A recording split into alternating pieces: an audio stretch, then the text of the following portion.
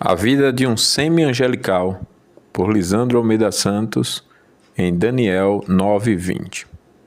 Falava eu ainda e orava, e confessava o meu pecado e o pecado do meu povo de Israel, e lançava minha súplica perante a face do Senhor meu Deus, pelo monte santo do meu Deus. Semi-angelical é uma pessoa descrita por Deus como alguém que parece não ter pecado. Daniel, por exemplo, é apresentado como um homem acima de nós em santidade, ao ponto de Deus dizer sobre ele, em Ezequiel 14:14, ainda que estivessem no meio dela, da terra, estes 3 homens, Noé, Daniel e Jó, eles, pela sua justiça, salvariam apenas a sua própria vida, diz o Senhor Deus. Esses elogios escritos por Ezequiel são do Espírito de Deus, inspirados pelo Espírito de Deus. Aprove ao Espírito dar o testemunho de uma vida tão santa que parece não ter pecado e sobre quem um teólogo disse que era uma vida semi-angelical. Porém, essa vida semi-angelical busca a Deus em oração humilde e sincera, o que nos ensina que quanto mais santos formos, mais oraremos. O Espírito de Deus quer nos ensinar que a comunhão com Deus é evidenciada pela vida de oração humilde, sincera, intensa, fervorosa e perseverante. Portanto, devemos aprender que se Daniel orou, sendo tão santo, muito mais devemos orar também. Afinal, não somos tão santos como foi Daniel. Como está a nossa vida de oração? Temos orado fielmente? Temos sido humildes e sinceros em nossas orações? Dependemos de Deus? Cremos que Ele nos ouve? Sabemos esperar? Deus é o nosso socorro? Descansamos em Deus em meio aos problemas? Talvez muitas de nossas angústias sejam pela falta de oração. Uma vida cristã que não ora, peca contra a própria alma. Porque não experimenta de Deus, não se refrigera nele. Na verdade, é inconcebível que alguém seja cristão e não ore. Spurgeon disse que quem não ora não está vivo. E faz sentido o que ele diz, porque como pode alguém ser salvo e não querer ter comunhão com Deus? Por isso a pergunta: como está a nossa vida de oração? Jesus repreendeu os seus discípulos por não orarem nem por uma hora. Jesus tinha autoridade para repreender assim, pois passava a noite em oração. Para ser tentado, por exemplo, passou 40 dias e 40 noites em jejum e oração. O que Jesus nos diria sobre nossa vida de oração? Que somos exemplos, como foi Daniel? Ou nos repreende? O capítulo 9 do livro do profeta Daniel narra uma de suas orações para a nossa edificação.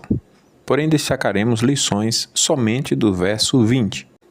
No entanto, para uma noção do capítulo, apresentamos o seguinte resumo. Temas ou assunto geral, nós podemos dividir com a primeira parte sendo oração e arrependimento, depois fidelidade e misericórdia de Deus, profecia e cumprimento, pecados nacionais e pessoais, restauração e redenção.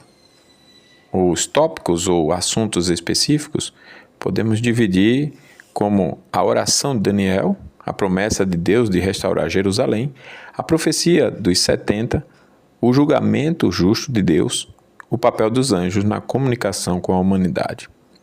As pessoas nesse capítulo são Daniel, Gabriel o anjo, Dario o rei persa, Jeremias o profeta mencionado e Deus.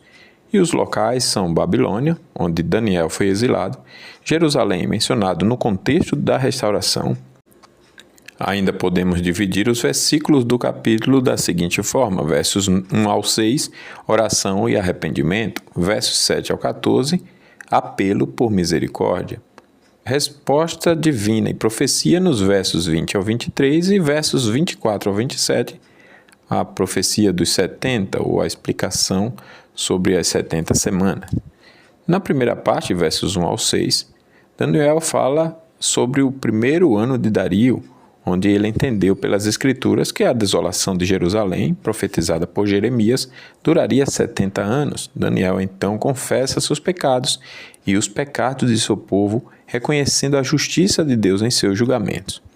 Nos versos 7 ao 14, Daniel continua sua oração fervorosamente, implorando a misericórdia de Deus para com sua cidade Jerusalém e seu povo, admitindo sua rebelião contra ele e confessando a justiça de Deus em trazer julgamentos sobre eles.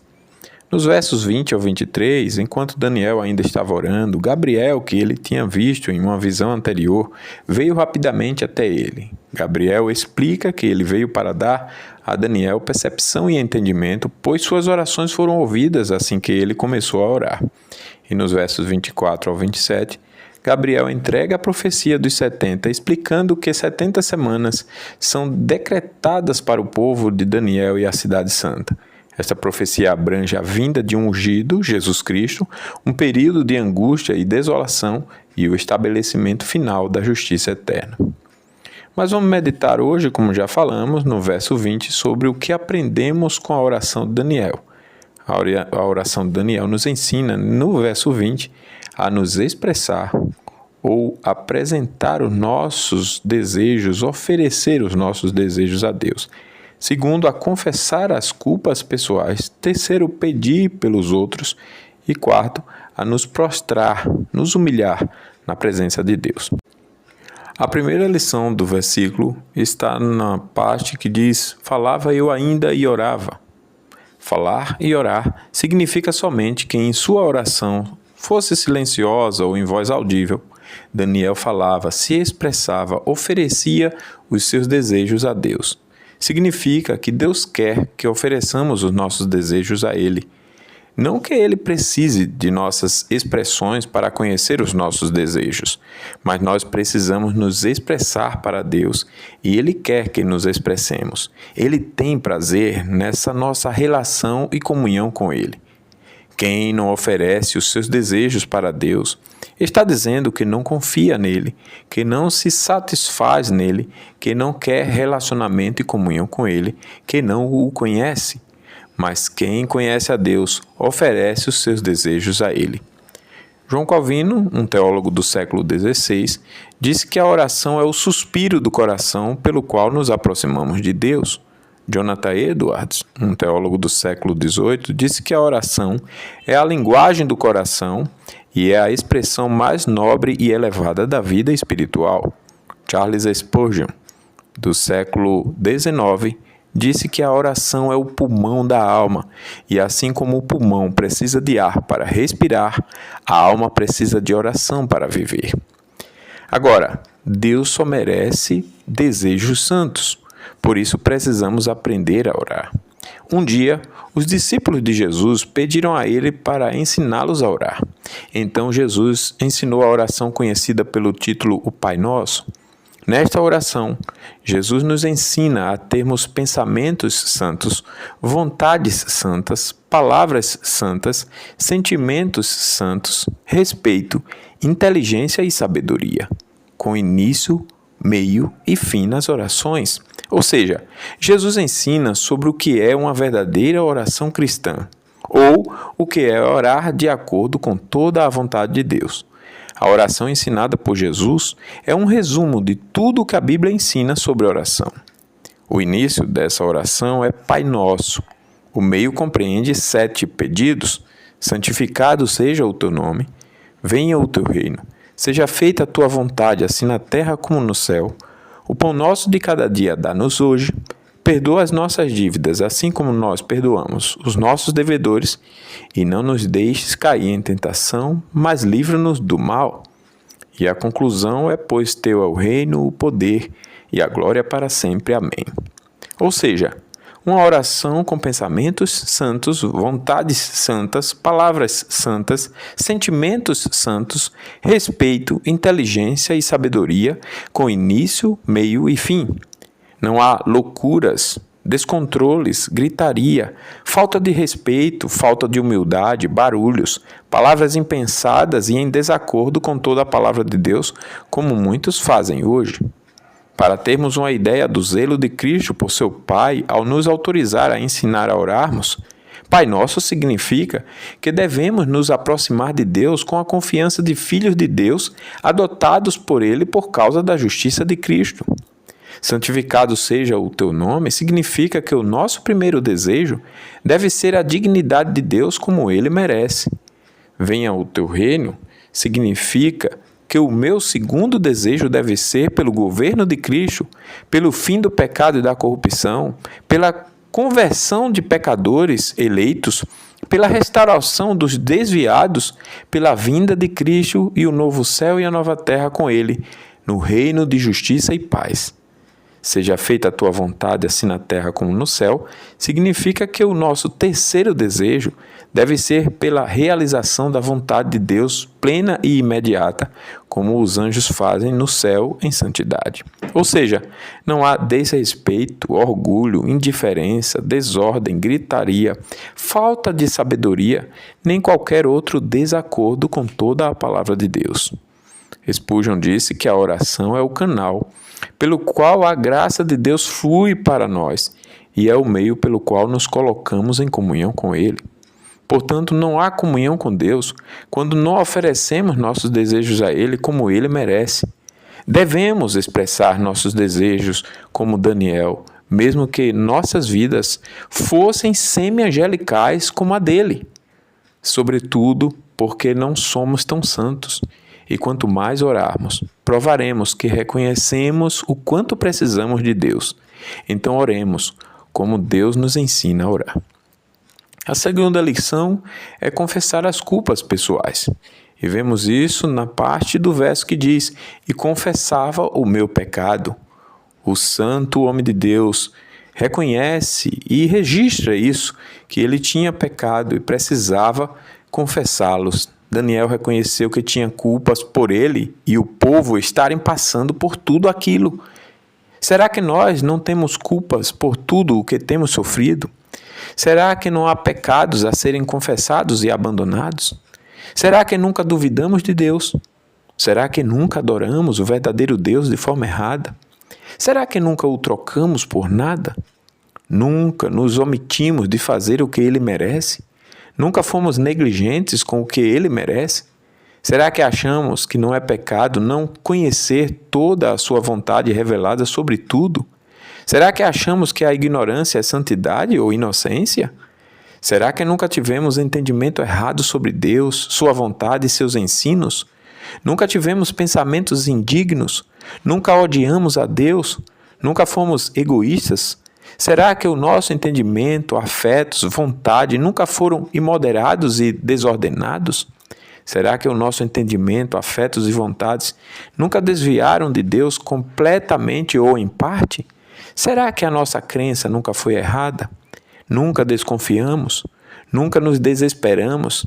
Será que nunca desistimos ou resistimos obstinadamente os juízos de Deus?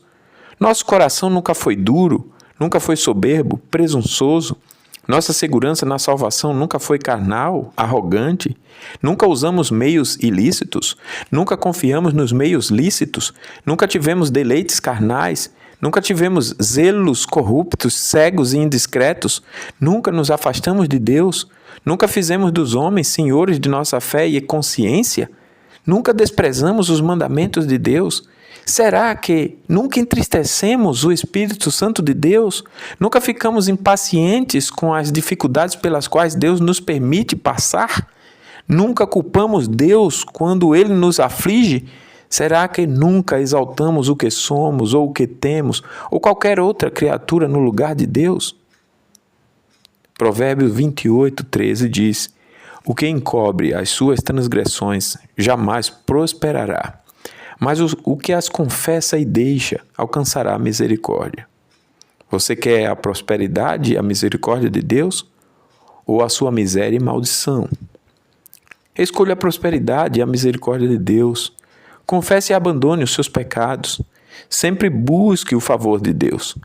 Peça para que Deus coloque a sua esperança na graça de Cristo, para você confiar em Cristo como seu mediador e experimentar de Deus como o Pai favorável, que sempre quer nos socorrer. A terceira lição nos mostra que Daniel pede por outros. Ele pede por ele e perdão por seus pecados e pelos pecados ou o pecado do meu povo de Israel, como está escrito. O significado de Daniel pedir por seu povo Israel é que devemos orar por toda a Igreja de Cristo, como também que acima de nossas vontades pessoais devem estar aquilo que é melhor para a Igreja. Observe que Jesus não nos ensinou a orar Pai meu, mas Pai nosso. Significa que eu devo sempre incluir todos os meus irmãos em minhas orações. Deus reprova aqueles que se apresentam para suplicar por suas necessidades e desprezam as dos demais irmãos. Se queremos ser recebidos por Deus, lembremos sempre dos demais irmãos em Cristo em nossas orações.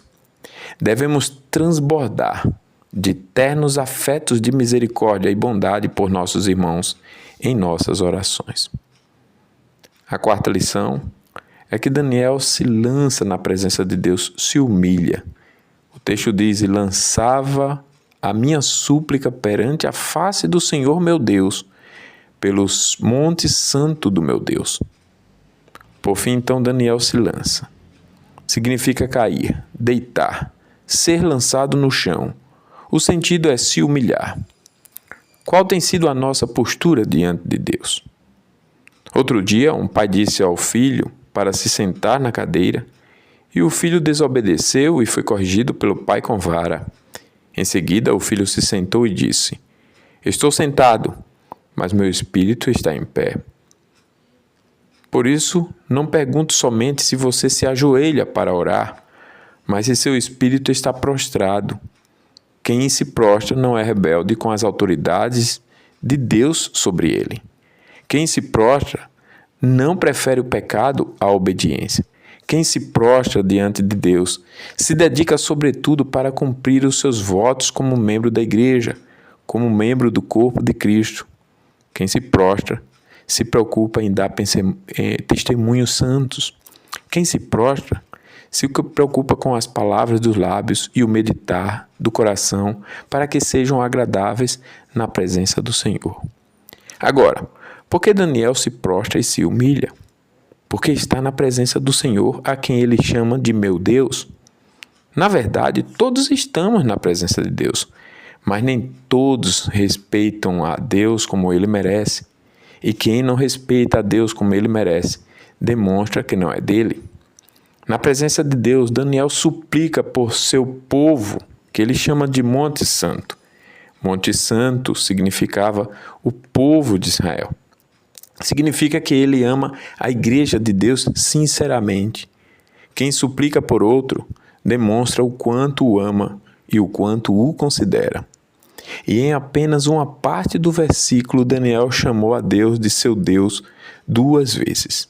Isso demonstra os afetos santos, carinho, confiança, intimidade e amor por Deus. Então podemos resumir as lições desse final do versículo em amor por Deus de todo o coração e intimidade. E dessa intimidade vem a humildade para suplicar, o respeito pela presença de Deus e o amor pela igreja. Essas foram as lições que aprendemos com a oração de Daniel. Oferecer os nossos desejos a Deus, confessar as culpas pessoais, pedir pelos outros e nos humilhar na presença de Deus. Portanto, que aprendamos a orar, que tenhamos vida de oração, que os homens conduzam suas famílias na prática da oração e que sejamos uma igreja que ora sem cessar. Como disse Calvino, sempre que nossas misérias nos induzirem ao desespero, que nunca sucumbamos a ele, mas com fortaleza de espírito invencível, que perseveremos em invocar seu nome e implorar sua piedade, até que percebamos o fruto de nossas orações e depois de sermos libertos de toda a guerra, que possamos finalmente chegar àquele descanso abençoado que está reservado para nós no céu, pelo mesmo Cristo, nosso Senhor. Amém.